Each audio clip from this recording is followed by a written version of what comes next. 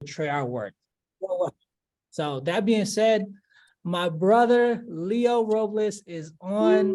What's up, brother? Let's go, bro. I love it, man. Thank you guys for your patience. I'm super excited to be here. Don't negotiate with yourself, right? I saw you post that the other day, man. I love that. I love that, right? Because it's so simple to negotiate with yourself when we say, like, we're going to go ahead and sell 5 homes, 10 homes, 15 homes, 20 homes this month. But then you get a flat tire, you get a bad escrow, you get somebody to hang up on you, you get a rejection, and you're like, now you're negotiating with yourself, right? Because now you're in your thoughts and your feelings and your emotions, and you're knocked out of your goal. So yes, I just want to start with that. But thank you, man. I really love that quote. I love it, brother. Thank you again for being on. For those of you who don't know Leo, his resume is amazing. So just a few nuggets. 2,000 over 2,000 escrows closed. Over 1,800 people in his organization worldwide. We're not just saying in the United States. This man has agents worldwide. Over 550 flips. You see him, he speaks. I feel like he's at a freaking conference every single day. He's always speaking. Motivational coach. He also came from Keller Williams, ex-team leader. So this guy is amazing. That's who my future version of myself is looking to become. But give me like 2 years, I'll be there. Don't worry. I'll do it in half the time, bro. Yes. Yeah, 100%. 100%, bro, because the law of proximity, right? Yes. That's what it is, the law of proximity. 100%, man. Thank you so much. I am so grateful to be here. Thank you, Richard. Thank you, Marilu. Thank you for everybody. Time, as we already know, is the most valuable thing we got. So I am extremely grateful to have each and every one of your time and your presence. And also, I invite you to bring your awareness into this conversation, to be fully here now. That's one of the things I really want to say. Be fully here now, because my only intention here is to share with you guys information that are going to be life-changing, game-changing for your business, so you guys can absolutely crush it. So bring your awareness to the conversation. I want to challenge you guys to turn on your cameras, right? I know, obviously, we have Catalina, we got Vidi, we got Miss Marilu, Edwin, Richard, obviously, Armando, Eric. It's so awesome to be in these meetings, right, where I can see you guys, because, you know, it infuses the different energy. So thank you, Nicole. Thank you, Leticia. Thank you guys for turning on the camera, but I invite you to be fully here. Turn on the cameras. Hey, Bea, good to see you as well. Thank you for turning on your camera. Appreciate you guys. But let's get this party started up, bro. Let's get it started up. Yes, sir. Awesome, man. Let's get it started. You know, something that you told me that I learned from you was the power of intention and the law of proximity. Well, first I want to start with intention. So something that I learned from you was, with anything you do, I have to have an intention behind it first before I start. So where did you get that from?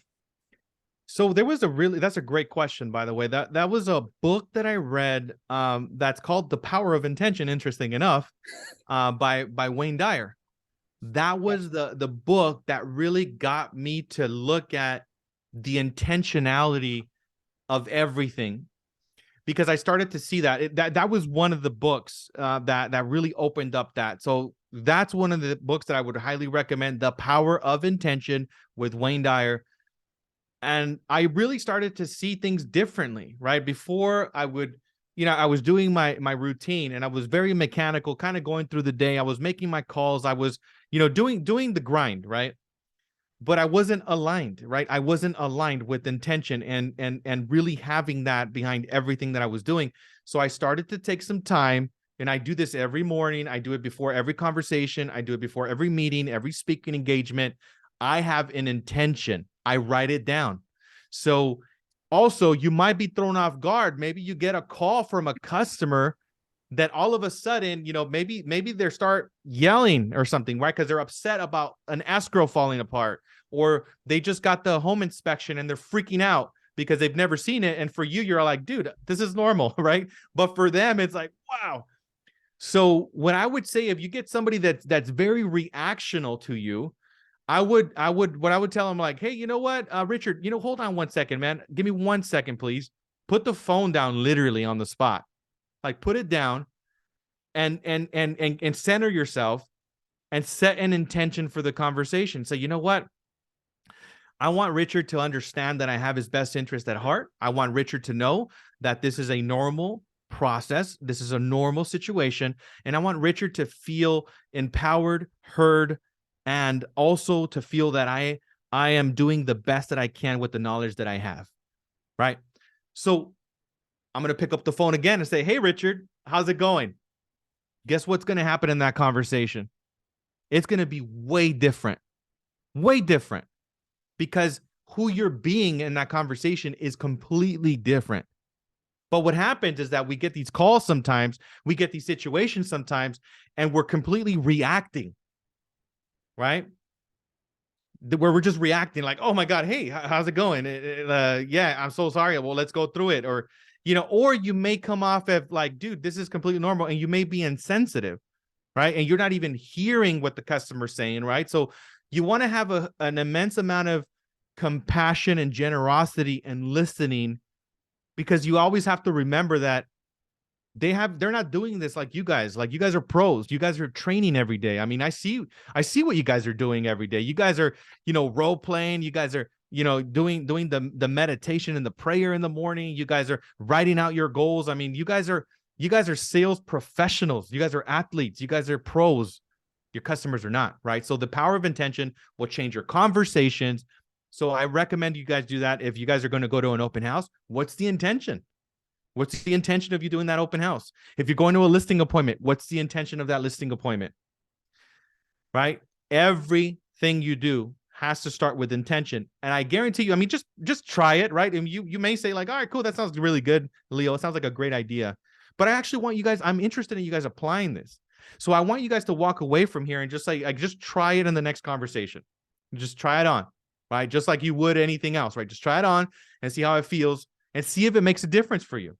And I would love to hear feedback from that. But that's what it is, man. The Power of Intention, the book from Wayne Dyer, it's absolutely fire. Man, that's beautiful. Everything I heard you say about the power of intention, it really how I relate it is the 80-20 principle in Pareto's law. Is when you become hyper intentional, you're able to really compress timelines and hit your goals that much faster. And the world just gets out of your way because you're intentional. You know exactly what you want. And all of these roads and doors that were in your way, they just start vanishing. They just get out of your way. Yes. That being said, I wanted to start with the intention part because that is something that I learned. And I believe everyone on here, most people don't have an intention on how many calls do I need to do today? How many contacts, how many appointments, how many escrows? That's why we are always sharing this in the group. How many escrows do you want to open today? Right? How many you want to do this week? What are we doing this year? Like if we write down exactly what we want, we're going to get it. We're going to hit it because we're intentional about it. Yes. That being said, so sorry, what'd you say? One thing I will add, because you just gave me a good, like, you reminded me of something as you were saying that, right? I honestly was using the power of intention. You guys are using the power of intention regardless if you guys know it or not, right? But one of my first mentors, actually, he would say this every day: sell a house. Like, every day your goal should be to sell a house, sell a house, sell a house, sell a house, sell a house, right? That was the goal. So my intention early on in the business was to sell a house, sell a house. I got to sell a house today. I got to sell a house today. I got to sell a house today. I got to sell a house today. So that was like literally my intention with everything. And I know this topic is about how to become a top listing agent. Well, you got to intend first, right? That you want to become a top listing agent, number one. Number two, you got to believe that you could become a top listing agent. That's going to come from you reinforcing your behavior by practicing and doing role play, just like what you guys are doing consistently. And committing to becoming masters and being mission driven, not commission driven. Mission driven, guys. You guys got to be mission driven, because one of the things that as a listing agent that you're doing is that you are going to be considered a farmer, right? That's the mindset that you also want to have. The listing process and the listing business is a pipeline business. So in a pipeline business, you got to play the long game. You got to build relationships. You got to bring value. You got to listen more than you speak as well as a listing agent. You cannot talk. You cannot make it.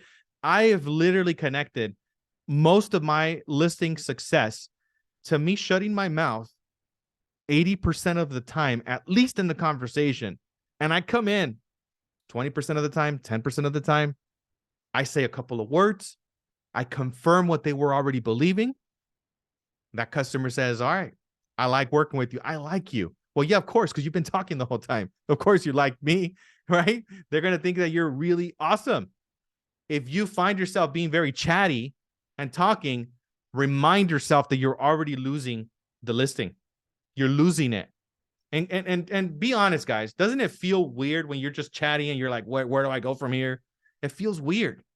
And guess what? Your customers can feel that weird vibe too, right? They can feel that you're just rambling. So don't ramble. The power of becoming a listing agent is to become a great, you got to become a question artist. You got to ask great questions. Great questions, right? Which Richard is excellent at, by the way. I was acknowledging him. Yet we're on the conversation yesterday. We're like, dude, his questions are dialed in. You got to ask very, very specific, powerful questions. That way the customer can self-discover what it is that you already know. You can't, I mean, it would be really simple, by the way. I mean, if it was a listing appointment, it could finish in 2 minutes, right? What's the bottom line? What can you sell my house for? And how much money am I going to make? You can literally end it in 2 minutes, but it's a relational business. They want to understand, do I trust Richard? Do I know Richard? Have I seen Richard out there, right? And do I like Richard? And people are going to like you depending on how much you listen. If they don't feel heard, you're already lost. They ain't going to like you. And that's called, by the way, I learned this from a billionaire, situational awareness. Situational awareness. You guys got to be situationally aware of your environment everywhere you are. If you're talking to somebody and you're not present and you're not listening, you're going to miss all the magic and all the cues, right? As a listing agent, what I would do is that I would write out notes. I'm still listing agents every day, by the way. So I'm still doing the listing agent role. Marilu said this on the call the other day, like, hey, my friend, he's like, you're doing listing appointments like 10 times a day. I'm like, yeah, that's exactly what I'm doing. I'm doing exactly what you guys are doing. So if you want to become a top listing agent, you got to do a lot of listing appointments, and you got to be willing to do these appointments badly to become great at them. But, obviously, don't practice on your customers, practice with what we're doing now. So I will pause there, and I'm pretty sure you have more questions, Richard. Go for it, brother. Yeah, no, I appreciate that, man.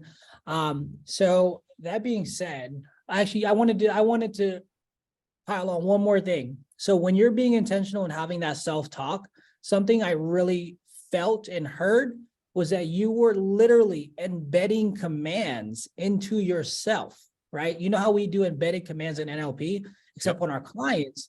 But when you're doing intentions, you're embedding commands into yourself so you can feel good, right? Mm-hmm. Feel good when we're trying to help someone, right? So you want to come from contribution. So that was one nugget that I wanted to point out there.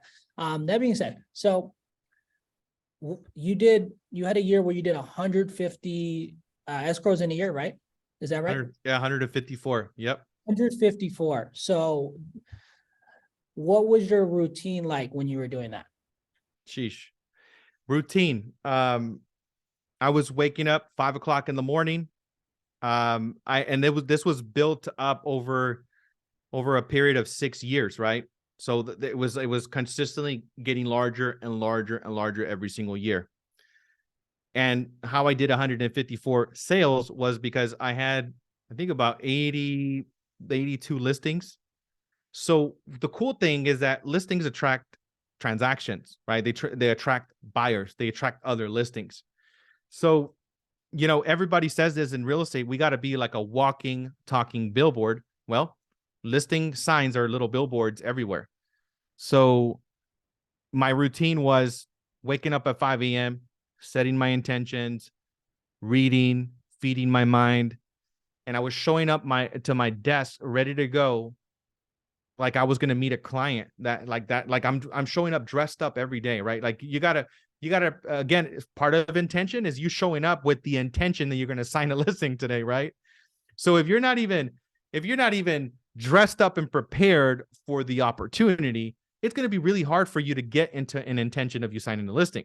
But guess what? If you got your mindset right, if you got your journal, you got your reading, you're dressed up, you're showing up, you're making your calls. That's what I was doing. I was showing up at my desk, and basically once 8 o'clock started up, I was hitting the phones, and I would practice for about 10, 15 minutes. I would just warm up, right? And for my purpose of listing, my main thing, I know you guys dial for sale by owners and expireds. I was actually dialing out neighborhoods. That was my favorite thing to do, because the neighborhood gave me the power to create duplication in a specific area. With for sale by owners and expireds, you're gonna be like, you're gonna run all around town. You know, sometimes I was going to Hesperia, sometimes I was going to LA, like I was going everywhere, because you're setting up an appointment based on an expired and for sale by owner. Go through those anyways. I'm not saying those are not good. Go through those, right? But there's a short list. So my commitment was the minimum of 3 hours of prospecting. Minimum of 3 hours. I was prospecting. I was on the phone. I was dialing out, calling, and it was very simple. Just like, hey, how you doing, Richard? It's Leo Robles here. I just wanted to call you. Man, your neighbor just sold at a record price, and I wanted to just let you know, and also find out if you knew anyone else that might be interested in selling. Oh no, I don't know. I'm not interested. Okay, sounds good. Well, you know, I know that you probably can't think of anybody now, but have you considered making a move yourself? No. I haven't thought about that. Okay, sounds good. Well, if you were to make a move, where would you move to next? Oh, you know what? I would move closer to my brother. You know, he lives in another town. Oh, cool. Where does your brother live? Oh, he lives in Irvine. Oh, awesome. Have you actually been out to Irvine, or did you live in Irvine before? No, I've never lived there, but I just want to be closer to my brother. I want to be closer to the environment. What else do you love about Irvine? Well, I like this. And what's your timeline? When do you think you're going to get into Irvine? Oh, I'm going to get into Irvine. You know, my goal is to retire by this time, or my goal is to get here at this time. So you start to get timeline, you start to get goal, because the main thing to set up a listing appointment that you guys want to get is their motivation. Their motivation. They're going to tell you, oh, well, I can sell it for $1 million, but where am I going to go to next? So you want to be ahead of that question by knowing where they're going to go next before you actually ask for the appointment. You got to know that. When you do make the move, are you going to be relocating, or like, do you already have another property? What does that look like? Right? So those are the main things that you really want to do. And the schedule daily was that. And then I would also schedule out at least 1 hour of follow-up. Like 1 hour of follow-up, right? Because I was building my pipeline. I was getting my yeses. I was importing them into my CRM. And if you guys are not importing them to a CRM, make sure you guys do. You guys have KV Core. Most of you have KV Core. Use it. I actually just did a class on KV Core. Blown away, but with the capacity of that platform. I didn't even have KV Core back then. Honestly, my CRM back then was Follow-Up Boss, but the older version was a very, very simple Follow-Up Boss platform. And it would just give me my, like, what I need, who I needed to follow up with. I already know who I needed to follow up with daily. That was my routine. The other thing, a lot of my listings, right? I want you guys to also think about this. A lot of my listings came from one client, one investor that I met at an open house. That was another thing that happened, right? And I was sharing this. I did a speaking engagement yesterday, and I was sharing with everybody in the audience how you're just one conversation, one client away from completely changing your life and your business. If your intention is that, again, right? Intention.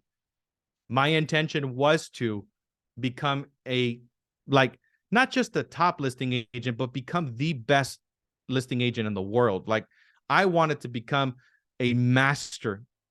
I had that intention, and I was doing open houses, right? And guess what? I met a guy. We had a conversation for 2 hours, and this is the man that actually gave me my opportunity to list my first property, by the way, my first property without taking the listing ever. And again, right, when I'm sharing with you guys about listening from the beginning, I spent 2 hours with this guy talking about life. I didn't even know how to do a listing presentation, but I spoke to him. I listened to him a lot. At the end of the conversation, he shares with me, all right, man. He's like, well, I got these 3 properties. What are the prices? I figured out how to comp a property 30 minutes before, by the way. And I give him the price at 155, 165, and 145. This was in 2009. So this is why the prices are that aggressive, right? So this is when I did that. And then the guy says, okay, that sounds pretty good. And he looks at me and I look at him and he looks at me and he look at him and there's an awkward silence. And I'm like, what do I do? Like, what's going on here? And then he says like, hey, well, what's your escrow fee? And then I'm like, what is that? But I didn't say that. I thought about that. But I said, you know what? That's a great question, Richard. I think our escrow company just updated the fees. Let me step outside and get that information for you. So I stepped outside and I called my office manager. I was like, what the hell is escrow? And what do I say? I did that. And she told me, oh, yeah, it's a base price of this. And it's a couple dollars per thousand, blah, blah, blah. I'm like, all right. So I stepped back inside and I talked to my guy, Jose, and he's like, all right, that sounds about right. That's a normal price. Okay, great. So he's like, okay, great. So finally he says, well, do you have anything for me to sign? He says, do you have anything for me to sign? I'm like, oh, yes, I do. And I end up getting my folder out. I put it on the desk, 3 listing contracts. He's like, where do I sign? And he just literally signed every single listing contract. I walked away with 3 listings on the spot. And he told me the next thing. He said, if you have other opportunities for me to buy, I'll buy everything. How many of you have ever been told that? Right? I believe this man. And I took action like my life depended on it. I Googled my best friend. I figured out how to find properties. I found a little website called Foreclosure Radar at the time. I pulled it up. I saw a list of properties that were going to auction. I figured out that there was a county where they would auction these homes. And then I drove to the auction. I showed up. People are hanging out under a tree. And they have a notepad and there's a couple of people. And I'm looking at my list. I'm like, oh, that's that property. That one's selling for 45,000. That one's selling for 55,000. So I start to do my due diligence for about a week. I'm just standing there. I'm like, wow, these people are like buying homes under a tree here. Like, this is crazy. Right.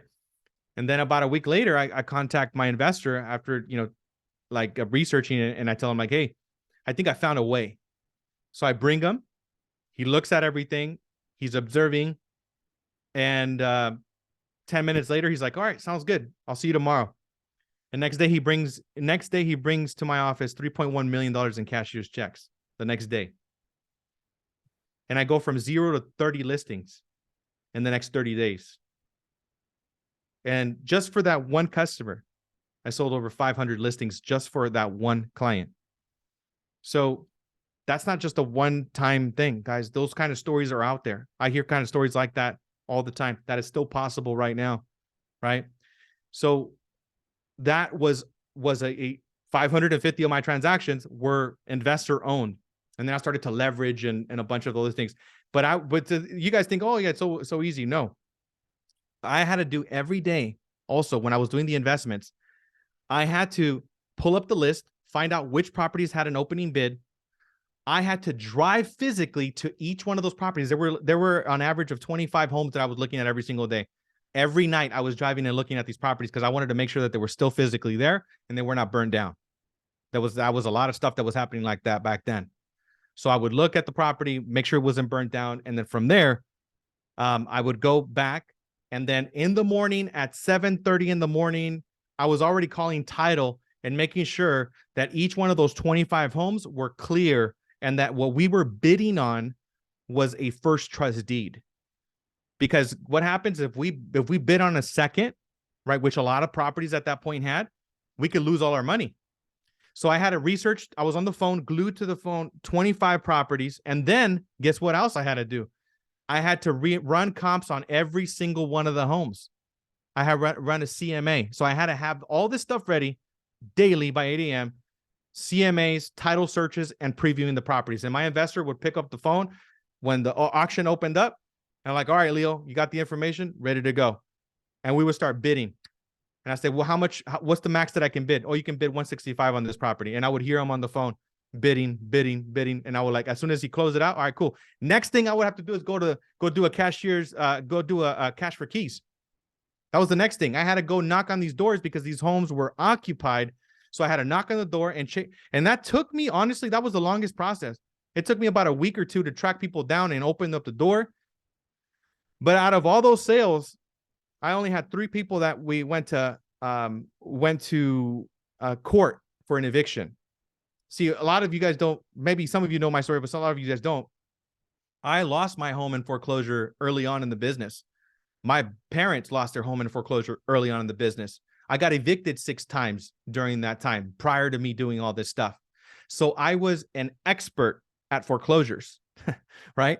That was my expertise. I got foreclosed on. That's how I knew the process. I knew cash for keys. I knew all that stuff because it happened to me. I was on the receiving end. So I knew how to do cash for keys because it happened to me. So as I say that, you got to look at your life like life is always happening for you. And always remember that life is not, it's like you can't connect the dots moving forward. You can only connect them looking backwards, like Steve Jobs said, right? So all of the things that you're going through, make sure you're just not going through them, that you're growing through them, right? You want to make sure you're growing through every single one of those situations and understand that there's a gift in each one of those things that are happening. So again, auctions and circle prospecting. Those were my 2 things that I was doing. Very cool, man. No, I appreciate you sharing that story. I'm sure a lot of people found value in that. Actually, Bella looks like she had a question. I don't know if she's still there. Well, we can come back to her a little bit later. Oh, actually, there she is. You're on mute. Did you want to ask a question? Yes, I do. So I have this seller, right? And I just told me the same thing. What is his motivation? But I don't know how to find his motivation. He has like 3 houses paid off and he wants to buy another one and like flip it. But how do I know his motivation? Yeah. So you're saying, so if I heard you correctly, was that you have a seller that has 3 properties that potentially wants to sell to buy something else? Is that what you said? Yes, and one of them he's selling it and it's for sale by owner. And I don't know, you asked me what is his motivation, but I don't know his motivation. He says he wants to sell to do another one, but he's had it on the market for like a little over a year. And it is a little overpriced. It's at 4, but it should be like 3.5 or 7 max. Yeah. So what I would say, I mean, and trust me, like, you know, you kind of have all kinds of situations. Sometimes you got people that are going to be, you know, kind of like they're still drunk on the previous market. They still want to sell it at what it was before, right? That market's not here anymore. It's a new market. So I'm pretty sure you've already done this, right? You just give them the data, give them the figures, but he's probably telling you this property is worth, you know, this because of this. One of the things that I would do to win clients over is that I would just do open houses for them while even before I listed the properties. So that's what I would do, right? Like, let's just say a guy was like, oh, I'm doing it for sale by owner. Yeah. And I would just do an open house. Like I would do an open house and try to bring them value.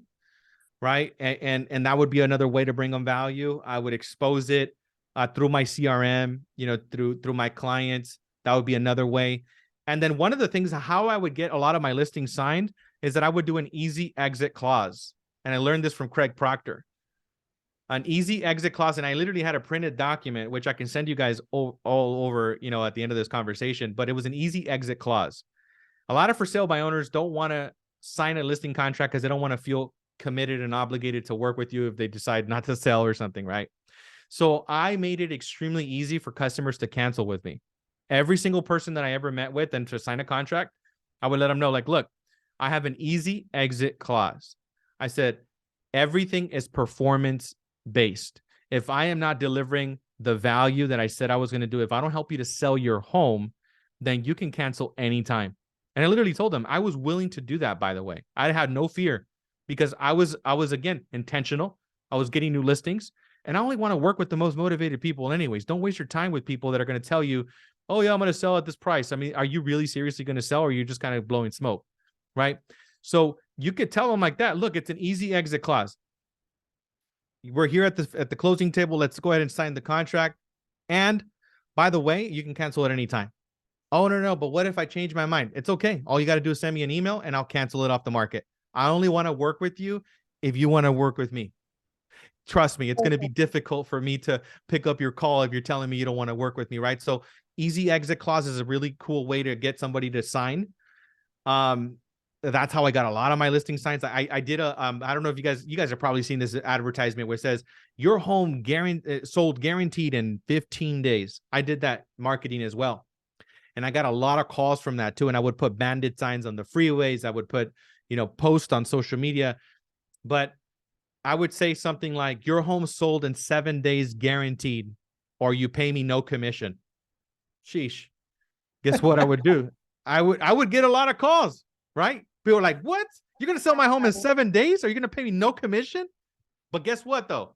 I would show up to the listing appointment. I would do my normal run. I would walk around the house. I would, kind of take notes. And one of my secret weapons in listing appointments is a great notebook. You want to have a notebook and write their features down, right? That way they feel like, okay, cool, this guy's paying attention to my upgrades, right? So that's what I would do. I would pay attention to all those things. I would go back to the dinner table and I would sit with them, or the living room or whatever, dinner table preferably. And then I would just, ask them the questions, their motivation. And wait, I lost my train of thought. Where, oh yeah, the 7-day guarantee. So they were like, how are you going to do this 7-day thing? Like, you're mean to tell me if you don't sell my home in 7 days, you're going to sell it for free? I'm like, yes, absolutely. I said, and by the way, we both have to agree on the price. It's not going to be at your price. It's going to be at my price. So guess what? I am pricing that property where I know it's going to sell in 7 days. So if he doesn't agree at my price, then tell him like, no problem, Mr. Richard. I said, it's okay. I said, if this price, I said, I want you to look at a price as an opening bid. I said, we want to draw attention to your listing. I said, and this is the way that I can put my guarantee. I'm willing to invest my dollars. I'm willing to put in my marketing person here to do a video, to do professional photography, to do open houses, for me to promote it across all of the social media and online pages. I'm willing to do all of the work as a listing agent. And if I don't deliver on my word, I'm willing to cancel and get paid nothing. And I'm willing to put that in writing. And we have to work together on the price. This is the price where we need to be. If you cannot do that price, I completely respect that and understand that. We're just going to go ahead and have to just do a normal agreement. A normal agreement looks like I can do it as little as 90 days. And again, it's all performance driven and you have an easy exit clause. So you can do either or. If you want to do the 90-day plan, cool. Go ahead and do the 90-day plan. If you feel like I am not doing my job as a listing agent, you can cancel on me. So this is what happened. I actually ended up signing one with the 7 days one time. And I was like, sheesh, right? Because everybody else kind of went the 90-day route. But one guy was like, no, I'm only going to give you 7 days. And he already had listed it 3 times and it didn't sell. But I was able to bring him down in the price though.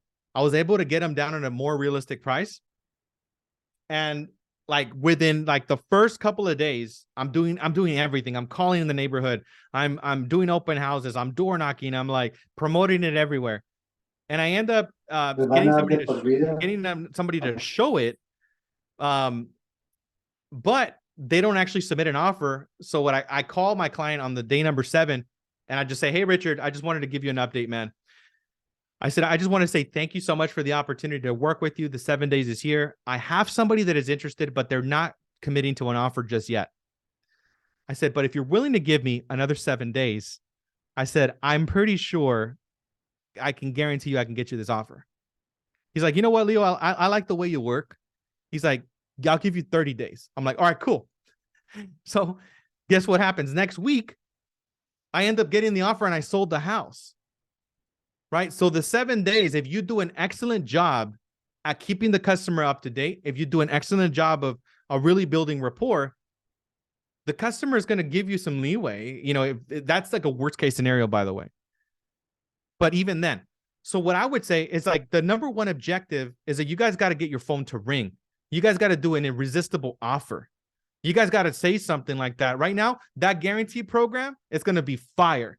because everybody right now is going to be like, whoa, maybe you might not do 7 days. Maybe you do, hey, your home sold guaranteed in 21 days, right? Or 14 days, whatever you feel comfortable, confident with, or you will pay me 0 commission. And I would sign every single one of those contracts at 6% all the time. And then when they would try to bust me down on commission, I would tell them like, look, I'm willing to work with you. I said, because of the pricing and because you're agreeing to my terms, I said, there's a high probability that I can double end this listing. That I mean, I can procure a buyer myself. So I'm willing to reduce my commission down to 4% if I bring in the buyer directly. Does that work with you? And 99% of the time, they would just agree with that. I was still signing it at 6. And that's what I would do. And I never double ended it because I would just put it under somebody on my team and we still got all the commission. That's what I did. Right. So you want to use an irresistible offer. You want to get calls in like that, use an easy exit clause. That I think right now will work really well because of the market conditions and the skepticism of people. That's how I would set up a lot of my appointments. Look. I understand you're getting called by 80 other people, but I got a guarantee program. I will sell your home in 14 days guaranteed, or you pay me no commission. Give me 5 minutes of your time. And I only sell them for 5 minutes. Once you're in the door, guys, take your, try to like, hey, I know you only gave me 5 minutes. I said, like, I'm going to go through it. Boom. I'm going to give you the price. I'm going to give you the details. They're going to give you the time. But you don't want to tell them it's going to, oh, you know what? I want to set up an appointment. It's going to be an hour. Don't even talk about time. Tell them I only need 5 minutes. I got a guaranteed program. I can sell your home in 14 days guaranteed, or you pay me 0 commission. I'm willing to put my money where my mouth is. I know a lot of other agents are calling you right now, and they're not saying this because they don't have the system and the process and the experience that I have. Are you available today at 2 o'clock? Oh, 2 o'clock doesn't work? Okay, cool. What about 6 o'clock? Okay, great. Do not take no for an answer. Keep asking questions, right? What happens is that you guys give up too easy in the conversation. What happens is that you get a no. Oh, no, I'm not available. Okay, great. Sounds good. I understand that you're not available then, but are you available tomorrow? Morning, afternoon, or evening? What time are you available? Play with them. Be excited. My intention is to have fun and set an appointment. My intention is to uplift people. My intention is to change people's lives when I'm on the phone with them. Actually, interesting story, connecting all of it to intention. My mom got a random prospecting call one time from a real estate agent. And when I, at this point in time, my mom was actually staying with me because she had to actually just split up with my dad and she was staying with me temporarily. And my mom was going through like depression, pretty hard time, to be honest. But this one day I get home and she says like, you know what? I was like, I spoke to one of the nicest people on the phone today. I'm like, what happened? It's like, yeah, I got a call from a real estate agent. He's like, I don't even have a home, and she's like, I don't even have a home, but he was so nice to me. He was so generous on the phone with me. He made me feel better about me.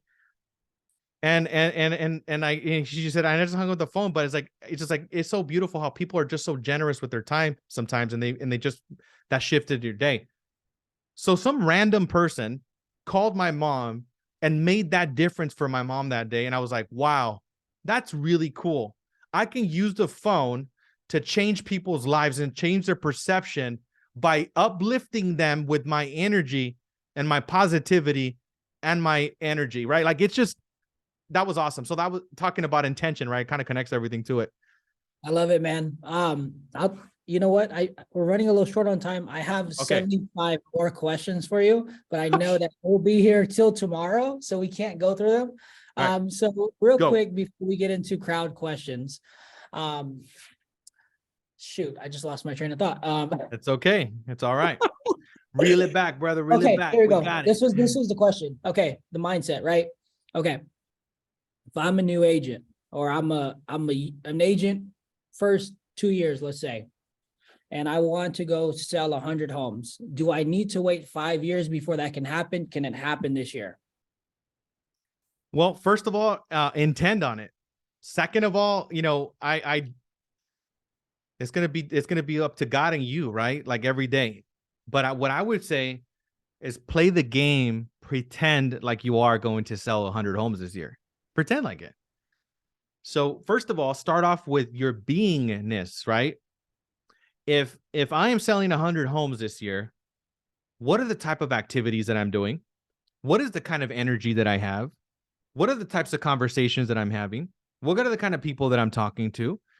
So you got to start off with that premise. That's going to give you the energy. So again, how realistic that is to you or not, it's going to be on your belief system. Can you do it? Anything is possible, right? The only limit is our mind. So believe it. That's the first thing. Believe it and live it. Who do I need to become? Yeah. Who are the people already doing it? How do I Yes. close the gap? So, Exactly. yeah. Great question. Great question. What are the questions? I know you say you had 75. Let's go. At 75. Okay. You talked about listings being a pipeline game.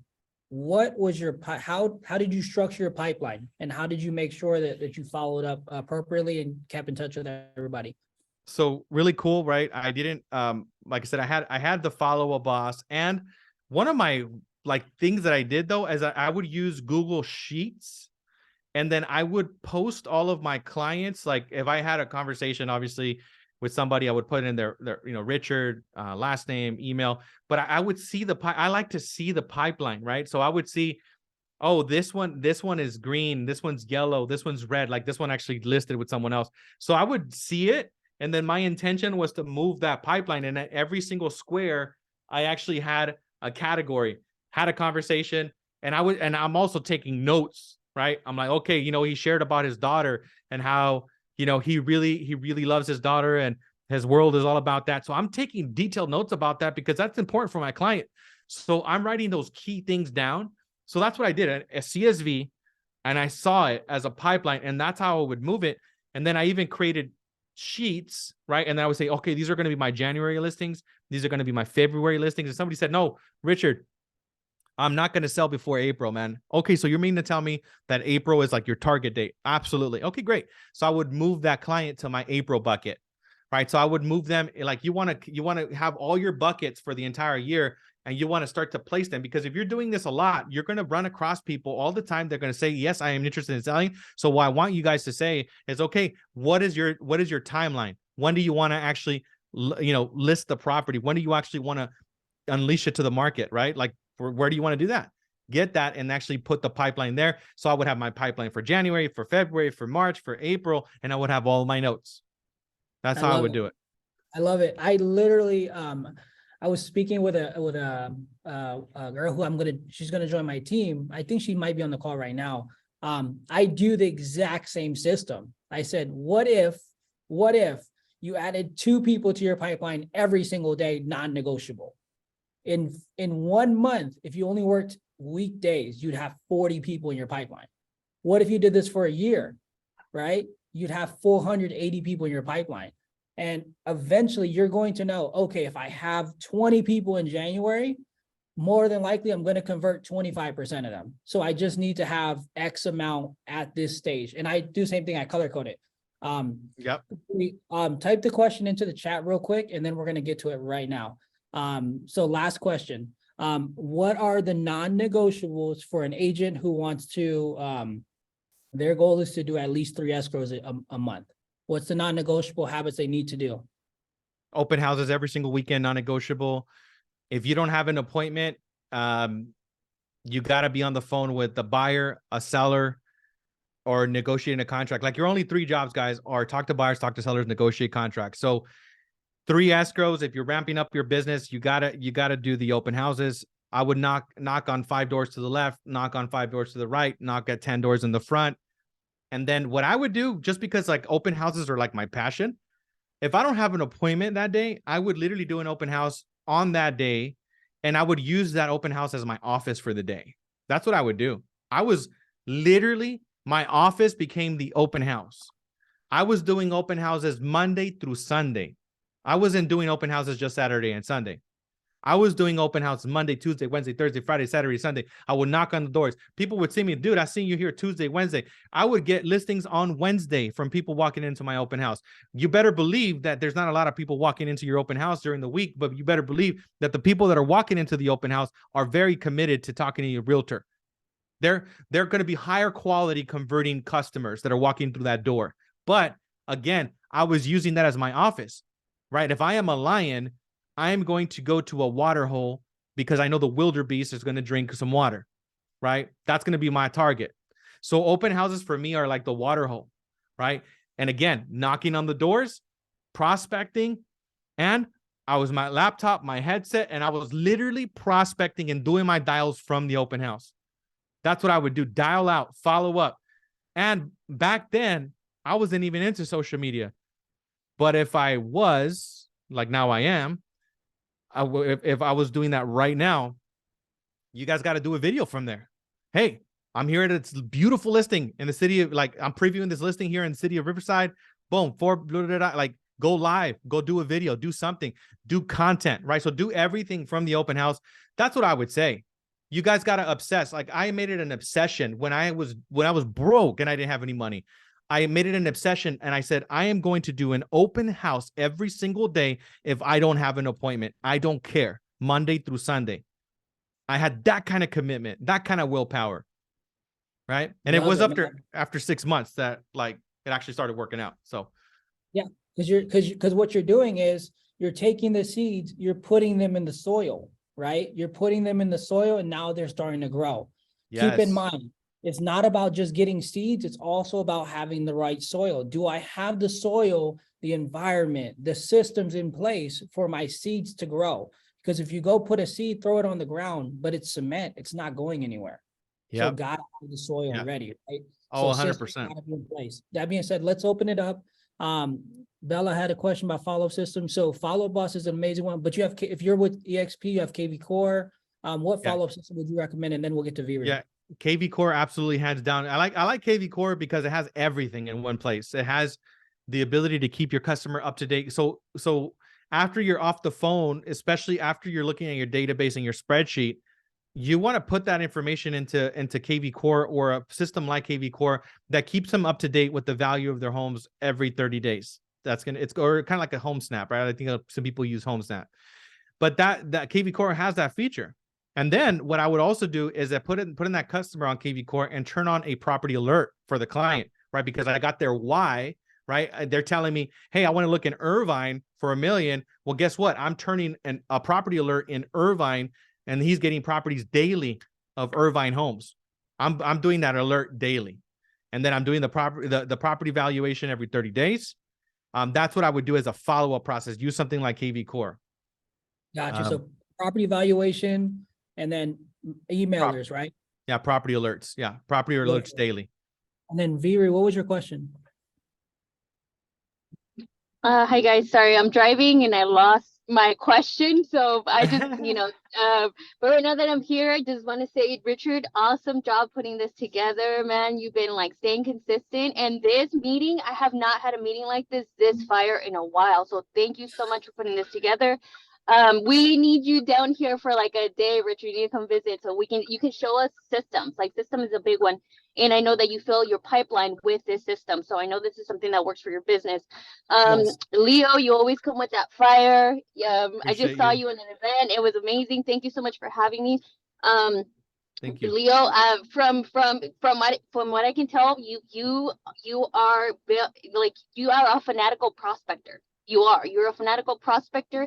And from the moment that we started working with you, even though I was like, man, Leo's just always here, but he's like always working on, like Marilu said, going on 10 appointments a day. He's speaking in every event, and now you're making the time for this Zoom with us. So thank you so much, Leo. You dropped so much knowledge, and just thank you guys for putting this together. Thank you.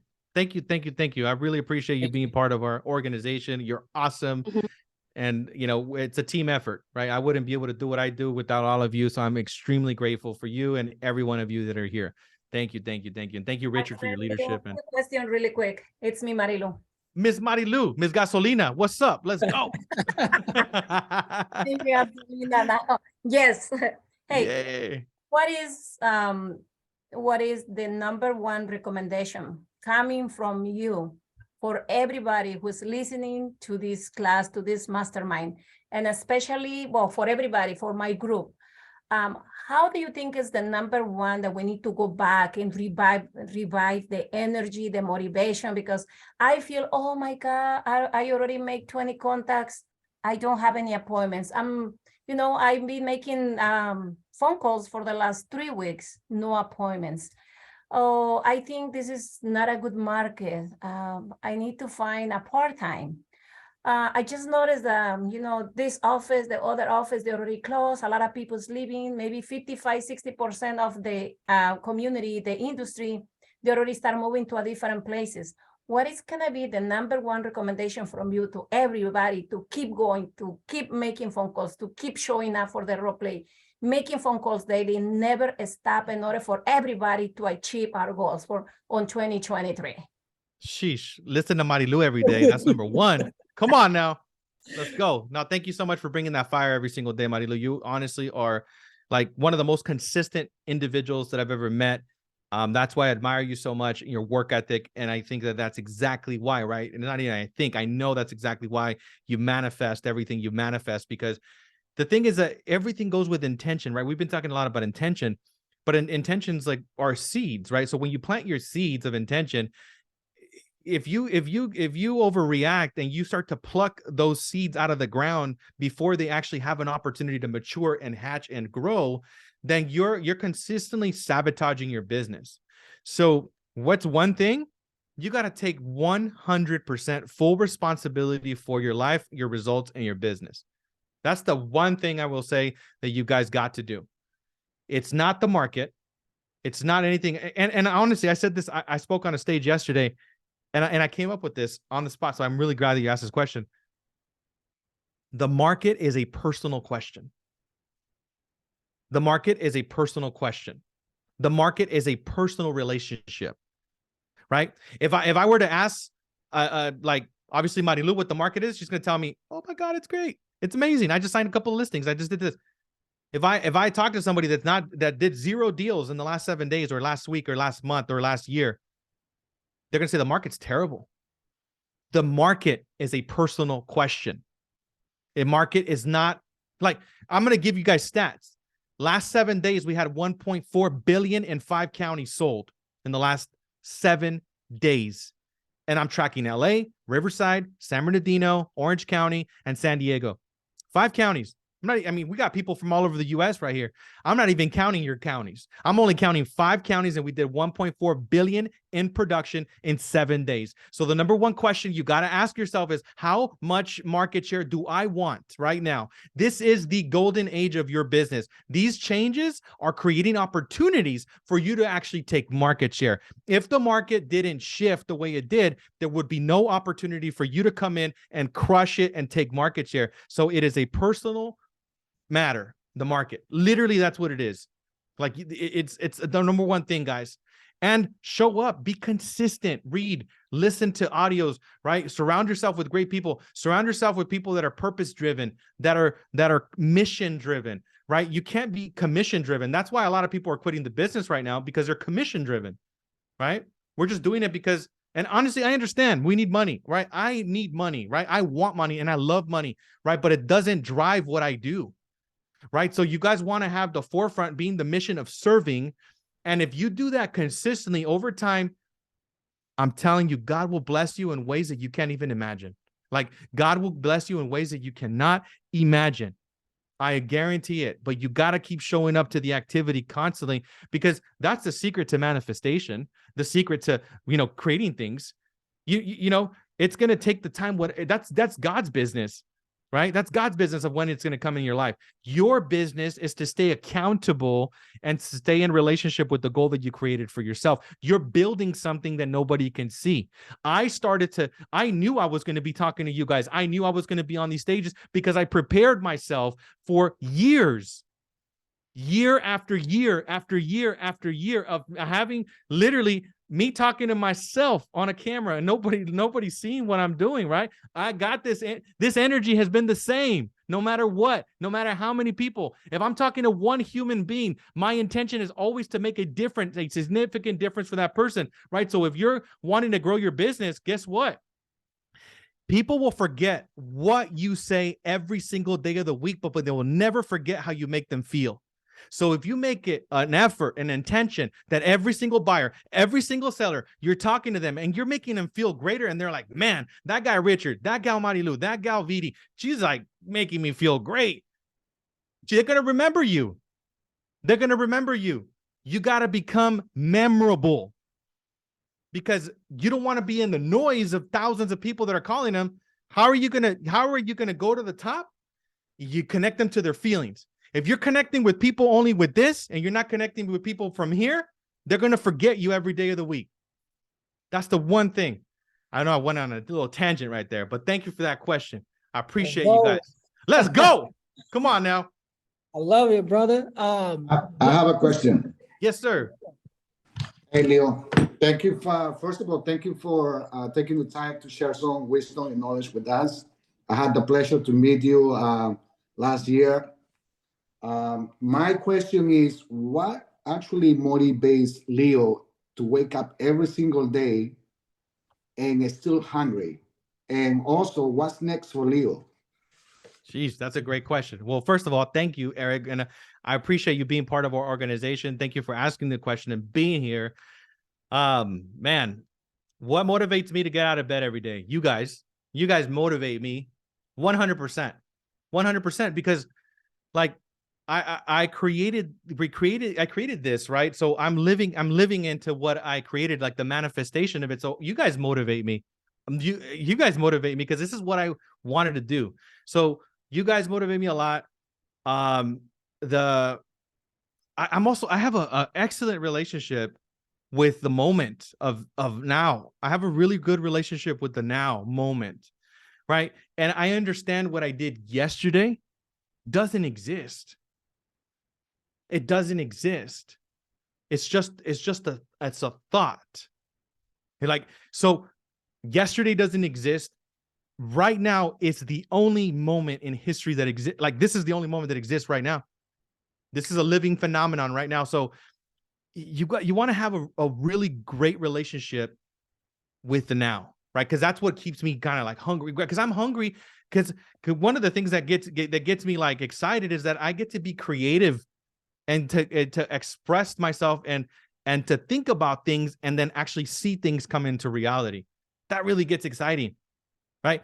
I wanted to have 1,000 agents. That was my first goal when I got to EXP. I said, I want to have 1,000 agents in this organization. And I literally put my ass on the line. I sold all my nice cars. I rolled down all my expenses. And you guys saw me. I was driving a Prius, right? I wrapped that thing in like EXP branding. My girl hated it. She didn't want to be in that car, right? But I said, babe, don't worry about it. I'm going to get these 1,000 agents in our organization, in our lives within a year. I said, no more than a year. We're going to drive this car. I'm going to be driving that nice car within a year. Guess what? Year one came around, I didn't hit it. Year two came around, I didn't hit it. Year three came around, I hit it, right?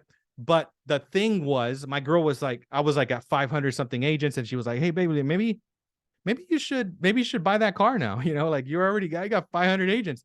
No, I said I was going to buy the car until I had 1,000, right? So when you set an intention, you got to make sure that you honor your agreement to yourself, right? And nobody else knew this goal, by the way. My girl was the only person that knew this goal. Very close people very close people. I shared this, but there was key people that knew this, right? And for me, it was enough. For like 2 or 3 people that knew about my goal, I'm not going to let Marilu down. I'm not going to let my girl down. I'm not going to let these people down. I said my word is everything, and everything I got. So what is next? Only God knows. I know that I'm going to continue to do what I'm doing. I'm going to continue to express myself and pour into people as much as I possibly can, because I think a life worth living is a life that when we give, right? So humanitarian projects and making a difference on a global scale.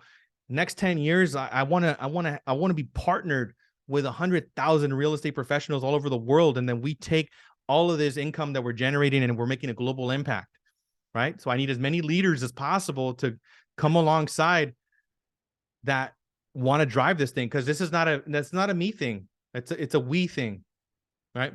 That's what keeps me going and motivated. I appreciate the question. I hope that answered your question. Thank you, Leo. Thank you. Thank you so much. Thank Alright. you. Love you. We One really more question? appreciate you. Yes, I got another like couple minutes, 5 minutes tops, because I do got to run. All right. Last question. Anyone want to jump in? And while they're thinking of it, man, I wanted to expand on one of your thoughts. You had said the relationship with yourself is going to be one of the biggest things for this market. I really like, me personally, I really believe it's the community you're in. Like, I think that the law of proximity is such an undervalued tool or law in this world that if everyone would adopt it, they would understand how to level up faster. Because if you just got around 5 millionaires, hey, guess what? You're there. Yeah. Just like that. So, Oh yeah. hey, who has a 100%. question? Yeah, yeah. Oh, I have what's a up, really Nicole? quick question. Hi. Hello there. I am pretty green. I've been in real estate in another state for about a year, but my dad is an investor and he was my only client, or is my only client right now. And then I'm just kind of getting myself into Nevada real estate. My question for you is, where you are right now, if you could give yourself when you started one piece of advice, what would that be? Piece of advice. It's really cool actually. So you're Nevada. One piece of advice, like I would give myself, is just I have really high standards for myself, right? I have really high standards. So a piece of advice is to be nicer to me. I would be nicer to me, because that little voice in my head, I would beat myself up really bad, like in the beginning, because I was so driven, right? And I'm still so driven, but I have a great relationship with me, right? Like I'm not making myself wrong, and because our inner critic is the worst, right? We make ourselves really wrong for not achieving the things we want to achieve. So I would say, you know, having a great relationship with, like, you know, if I could speak to myself back then, I'm like, dude, be nice to yourself, take care of yourself, take care of your health, invest into relationships more in the very beginning, because I didn't have a mission mindset. I had more of a commission mindset, right? So be very mission driven, very purpose driven, and you do that by building relationships. So make it about building relationships, making it about service, making sure that I have a great relationship with myself. And I wish I would have done more seminars earlier on in my career. I didn't do personal development seminars until stuff started to kind of fall apart in not in my financial life, but in other areas of my life. Like stuff started falling apart. So develop yourself. A course that I highly recommend is Landmark. Landmark is a great course. I would recommend that.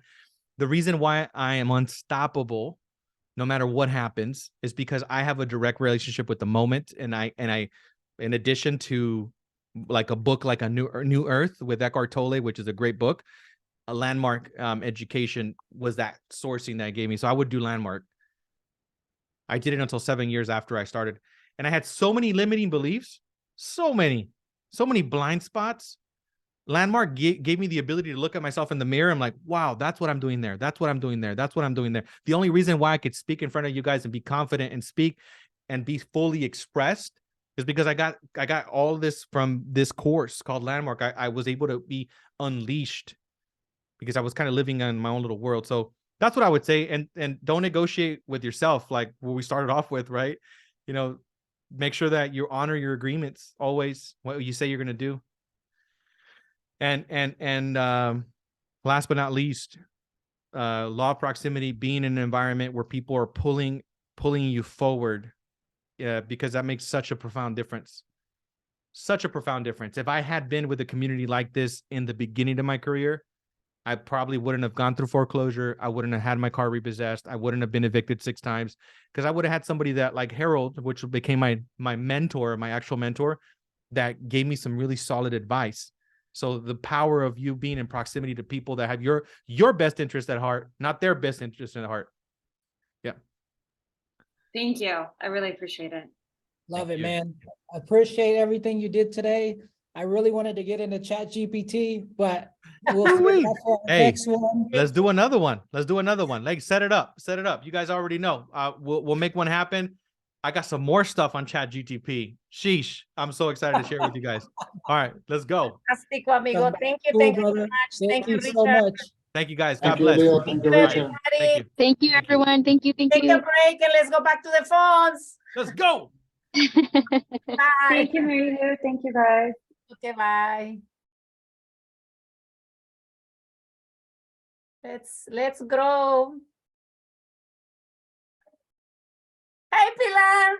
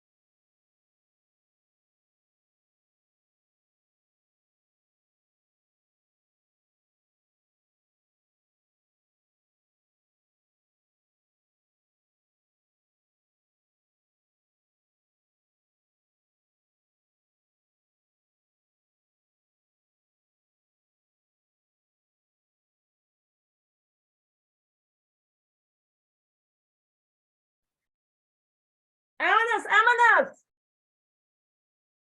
How do you like the class, chavos? Súper buena.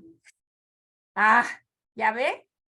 Que a veces con poquito estamos chillando y mucha gente ha pasado tanta cosa y no hemos tenido ayuda desde el principio. Y gente que tiene ahorita toda la ayuda, imagínense. Ujú. Oh my God, I need to stop my recording.